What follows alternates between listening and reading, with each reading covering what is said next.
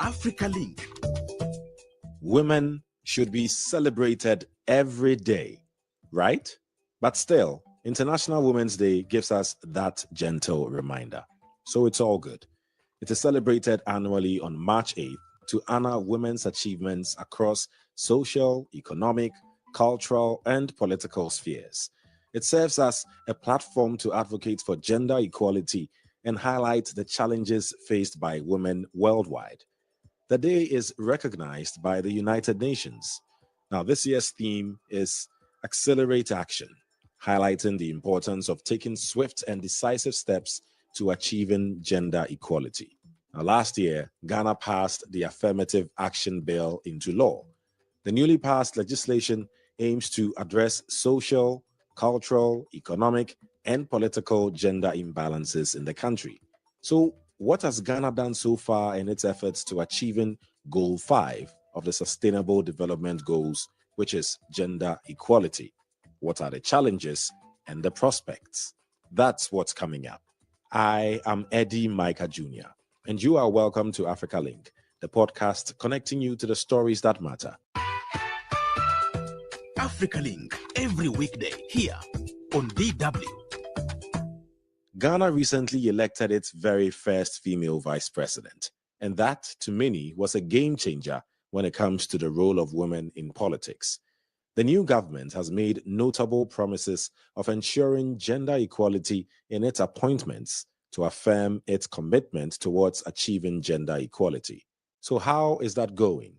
Now, I recognize that being a man does not make me the most qualified to talk about women. So it's great to have two ladies with me. Becky Enyunam Ahaji is Coordinator, Affirmative Action Law Coalition, and a private legal practitioner. Also with me is Adwoa Domena, DW correspondent in Accra, Ghana. Hello, ladies. Welcome to the Africa Link podcast. So, Becky, Ghana is working on achieving gender parity and gender equality. What exactly does that mean? Thanks, Eddy, for the question. So when we talk about gender parity or gender equality, our last census shows that Ghana has a population where over 50.1% are women. However, when you come to key decision-making spaces, you see that that is not reflected. You have less than 15% in parliament at the moment when it comes to the executive, when it comes to the judiciary. The number of women you see, which are more than half of the population, is not represented when it comes to key decision making.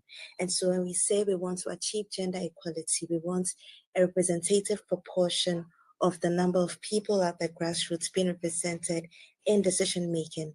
And that is because research has shown that when you're taking decisions and you only have one gender at the table, you end up realizing that decisions or laws are passed or policies are passed that only inure to the benefit of one, leaving the other behind. So a classic example is, if you remember last year, there was a backlash because of the high cost of sanitary pads. But what happened was a customs amendment tax Act was passed in Parliament, which considered sanitary pads as a luxury item. Now, one will wonder that how could this be done when you have the Finance Committee in Parliament? Unfortunately, there were no women on the Finance Committee. Now, I believe that if we had women in Parliament or representation in Parliament, especially on the Finance Committee, there's no way any woman would have considered a sanitary pad as a luxury item, because it is a necessity for our gender. And so the reason, this shows the reason why you need to have representation, have a seat at the table, because your perspective will not be considered if you don't have a voice at the table. And that is why the UN decided to come up with the Sustainable Development Goal 5, which says that by the year 2030, every country should attain gender equality or gender parity, meaning that at all levels of decision making, you should have 50-50 representation. That way you can achieve sustainable development, because decisions that be taken with the consideration and perspective of both genders, and you ensure that when decisions are being taken, you're not leaving one half of the population behind. It's like you're trying to walk with your two legs and one leg is tied behind. You start hoping, but then if both legs are walking equally, you realize that, okay, we are making progress as a country. So basically, gender equality is 50% representation of each gender, especially in key decision-making spaces, to ensure that decisions taken are in favor of both and not affecting one gender negatively. Right, which is all good. I mean, why not, right? I mean, it's even a bit sad to be talking about the importance of having that balance in all levels of power or decision making bodies. But then maybe not a bad question though is, what is stopping women now from having a seat at the high table? A lot of factors, Eddie. The first one is, I believe you agree with me that we live in a very patriarchal society, especially in the African context, where it's the headship of men. If you look at our religion, you look at culture and all these social cultural factors. And so if you grow up in a society which says that when it comes to leadership, it's for men, it's not for women. No matter sometimes how qualified you are, and thankfully now we've had affirmative action policies, especially in our educational universities, that is now seeing women rise up in the educational ladder. But before that, for the longest time, headship was attributed to men. So that was the first stumbling block. Secondly, then when it came to education, until now, the literacy levels, you see that that's why we had to start the whole send your girl child to school and all of that, because the culture or the perception of society was, you're going to educate the girl, she's going to marry and go somewhere, so it's better to invest, in the boy going to school. So you had homes where they rather let the male child go to school and the female stay at home. Thankfully, that has changed, and now we have a lot more educated women. And so I would say that was also a factor in the beginning. The third thing, especially when it comes to politics, for women in politics, is the financial constraints they face. You and I both know that, especially with campaign season, it is financially intensive. And most women do not have the financial wherewithal that the men have to be able to compete with them at the same level. And that's no fault of theirs, especially when even the census shows that most of the single-led households in Ghana are by females. And so women rather spend their money taking care of the family than use it for, should I say, other extra activities like politics and all of that. And so you see that you have all these factors that are weighing in. And also, most importantly, too, is the abuse women face in public life. Between you and I, you know very well that if a woman does something, the double scrutiny she faces as compared to a male counterpart. And so you need to have like a tough skin if you want to be in public leadership or be in political power as a woman, because you'll be vilified. They face a lot of stereotyping, they face a lot of hate speech and all of that. So all these factors contribute to it. Some people come and say, oh, where are the women? There are no women. It's not that. But if there's this upward hill or battle you have to climb or face, it takes a certain level of tenacity, right, I would say. And that is why it seems that you don't see a lot of women in these spaces, but there are a lot of factors that are pushing against them. And that's why at a certain point we needed a law like the Affirmative Action Act to break down these systematic barriers, because they are systemic and they've been discriminatory for a long time. And if you don't embark in a sort of positive discrimination to do away with some of these barriers and just put the women in these positions and give them the chance to work, you'd see that it will never happen. So that's just it. Right. Thanks, Becky. Adwoa, let me come to you. Ghana is trying. How do you view Ghana's commitment so far in trying to reach this gender parity and gender equality, especially after passing the affirmative action law? I would say that our steps have been very tiny. I won't use baby steps because we are making extremely slow progress, but there's some good news. The appointment or the selection of Nana Jane, Professor, as a first female vice president. Now, I remember when her first selection came, which was in 2020, I was in a vehicle and there was a conversation going on about why Mahama has chosen to select her as running mate, because, women cannot lead and cannot in quotes. Now, one gentleman made a point that, so if the president is not there, are we going to have a woman lead us as president? And that struck me because it appeared, yes, we have moved on as a country. Yes, we have progressed for 68 years. We have had our freedom. We have had the power to make certain decisions, but it still appears that when it comes to women, there's still a bit of feet dragging. And I have also spoken to women, asking them, would you prefer a female as a president or a male as president, especially when we're doing the election and there were a lot of women who were fronting as flag bearers or presidential candidates. And you had women tell you that, look, yes, I'm a woman. I don't think a woman can lead the country. So in terms of the spheres that we have to see women representation, at least we've had a bit of education, and that is on the high. Like Becky rightly said, cultural, we are seeing some progress. But political, I think we still have a long way to go. In the last election, you had about 3 women who were running as presidential candidate. One of them unfortunately passed, and so we're left with 2 women. It's not the only example you can have. In the previous election, that was 4 years ago, there were a number of women who ran, but they do not even come close to the least that the last man is getting on the ballot. It's always interesting getting this perspective because, as a man, although, I have 3 sisters, right? I'm the only boy in my family, and, we talk and all. It baffles me how people just look at gender and equate certain things to it, right? And clearly, as you say, in Ghana's setup and probably all around the world, I mean, in the US elections, there must be a reason a woman hasn't ever been US president, probably because some people think the same, a woman can't lead and all. And so clearly, there's a long way to go. So I really appreciate that you ladies are taking the time to let us and the rest of the world know about this. And, Adwoa, according to the World Economic Forum, it will take more than 130 years to reach full gender parity, looking at the current rate of progress around the world. How does that reflect in Ghana's story? So to answer that question, I'll just take us through the schedule that the Affirmative Action Law has proposed. So it has a few targets, and within a specific year frame or some specific year frame that they want to achieve these targets. So for the next 10 years, that's from 2024 to 2034, we're hoping to get 50%. That's a representation across these levels that we have mentioned already. So from 2024, when the bill was passed to its assent in 2024 to 2026, we're hoping that we get a 30% representation of women across all spheres or levels of decision making. Now, the World Economic Forum is not lying when it talks about how long it's likely to take for you to get to full equality or parity, which is the 50-50 that we're looking for.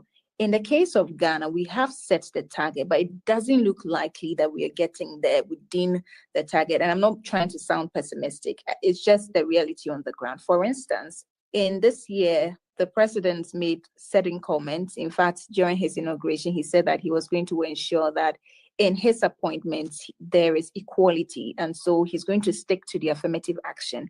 And by the dictates of the law, he's supposed to give 30% in his appointment.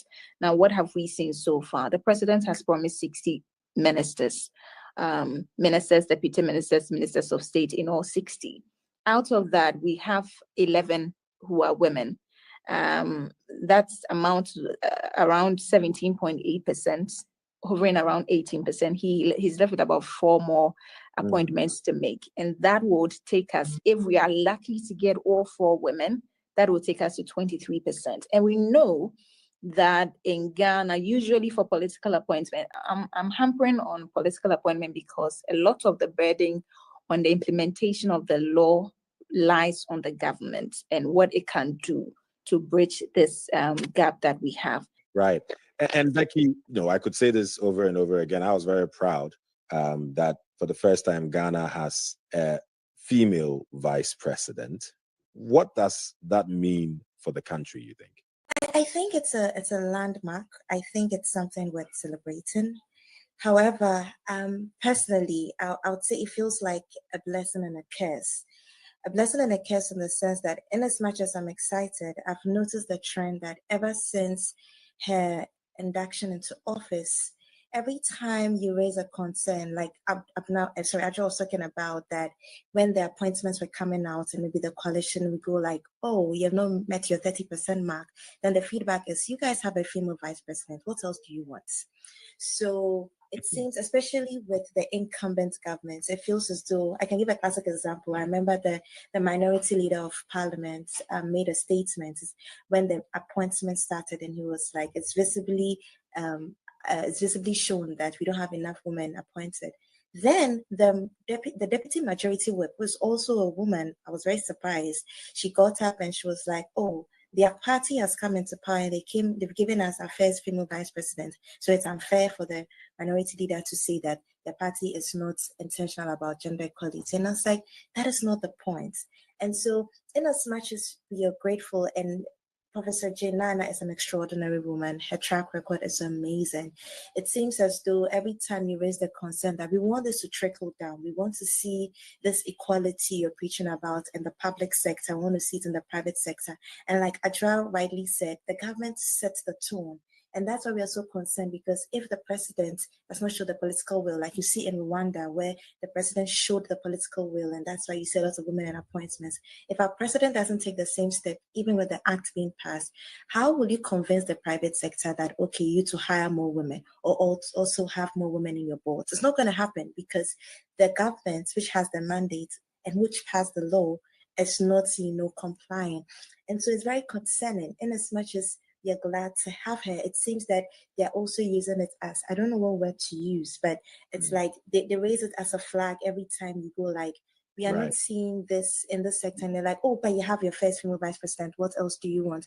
And it's that sense of entitlement that breaks my heart, because they make it sound as if they are doing women a favor by giving them what they deserve. And that is not right, especially when we are not saying put squares and round holes. We are saying that these are qualified women. Put them in these positions. No one is saying that pick a woman for being a woman. 30 years ago, you can make the argument that you don't have qualified women. But now, Eddie, you and I know that you can't say that anymore. And so now the rhetoric they've resorted to is, we have a female vice president. That should be enough for you. And that is quite sad and disheartening. Yeah. I mean, it is. I mean, that can't be the flimsy excuse used in such a situation. Looking widely, I always want us to hammer a lot on the solutions, and on that, I'll come to you, Adwoa, because you and I are in the media. How do we talk about this? What do we say about this? So, what has been Ghana's media's contribution, right, to supporting the gender parity discourse? What's the discussion in the media? Well, I'm sorry to burst your bubble, but the media has not done so much in terms of contributing well enough. I always say or cite the example that if the media in Ghana is dedicating as much time we give to, for instance, partisan politics or to parliament and things that are happening, they're not saying there are no women in parliament, there are, but nuancing the conversation. For instance, when the issue about the first female vice president came up, I thought that the media could have done a lot more better in terms of maybe putting out documentaries, putting out a personality profiling of who this person we're talking about is, doing mini features, dedicating panel discussions towards that. But that was not seen. It was just one of the items on the list of several that we had to talk about. And myself included, I just say that the media has not done very well. Becky, let me come to you while we wrap this up, still on solutions. What would you consider to be effective, for more prominent female participation in key decision-making areas in Ghana and beyond? We know media is doing, something, but could do much more. What else needs to be done now for Ghana to reach where it wants to go? Yes, I agree with Adwoa that, like you said, media is doing a lot, but it can do more, especially with the media being the fourth estate of the realm. You actually shape public opinion and you shape public perception. And so the media has a key task to play. As someone who's in the legal field and also as a CSO in the civil society space, one thing that we can also do is actually to also hold governments accountable. I think that is a task that we can do with the media. We have done a lot. You can do all the name and shame you want, calling out governments and all of that. But beyond that too, we must also probably go beyond doing it locally and just calling them out internationally as well. Maybe that's something we could try. Another thing is the sensitization and awareness.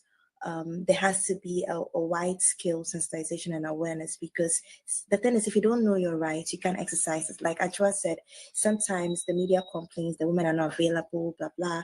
But I think maybe because they don't know that, look, room has been created for you. 30% space has been created for you from now to 2026, and you do have a seat at the table.